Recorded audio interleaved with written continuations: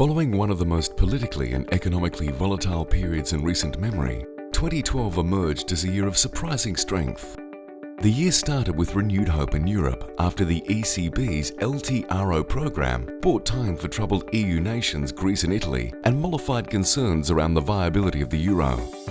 Improved sentiment, coupled with better-than-expected employment data from the US, buoyed markets both domestically and overseas.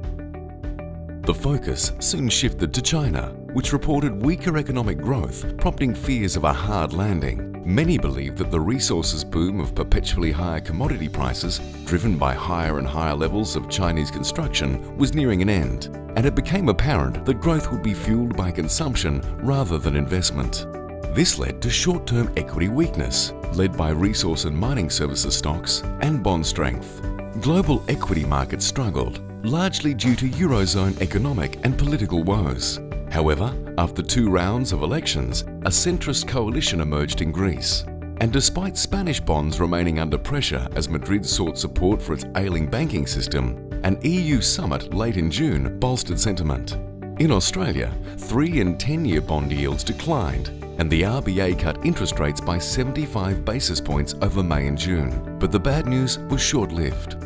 The second half of 2012 marked a turning point for markets, driven mainly by the continuation of quantitative easing initiatives from both Europe and the US. Despite periods of political uncertainty, Obama was re-elected and a compromise was reached over the so-called fiscal cliff. The Federal Reserve announced its intention to purchase up to $40 billion US per month of mortgage debt, effectively committing to continue quantitative easing for as long as required to generate underlying growth in the US economy. And in Europe, while the ECB cut its 2013 growth forecast, manufacturing data showed signs of stabilizing. In this risk-on environment, US and UK 10-year bond yields rose, as did equity markets across Europe, the US and Japan.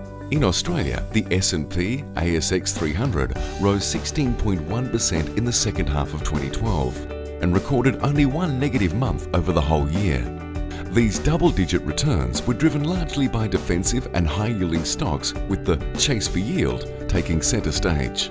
Despite this, with Chinese commodity demand stabilising, iron ore prices falling and resource investments peaking, coupled with a strong Aussie dollar, the RBA cut rates twice towards the end of 2012, closing out the year at an almost 4-year low of 3%. 2013 saw yet more market growth. The US economy sustained its moderate recovery, with manufacturing PMIs rising, healthy payroll reports, housing market gains and lower unemployment rates.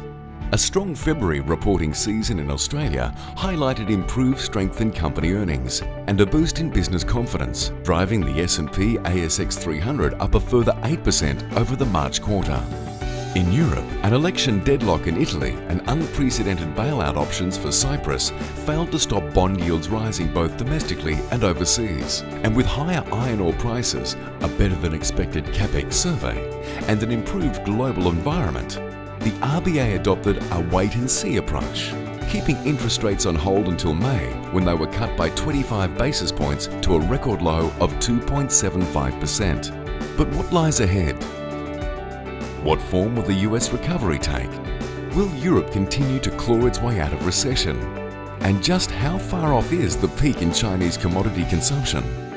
On a domestic front, will pressure on iron ore prices continue to cause resource stocks to lag?